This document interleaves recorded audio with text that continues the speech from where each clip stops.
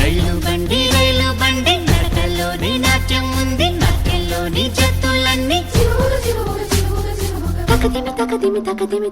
అలసటలేని సంగీతాన్ని వినిపిస్తుందండి. మనుషుల మధ్య దూరాలన్నీ చెరిపిస్తుంది రైలు బండి.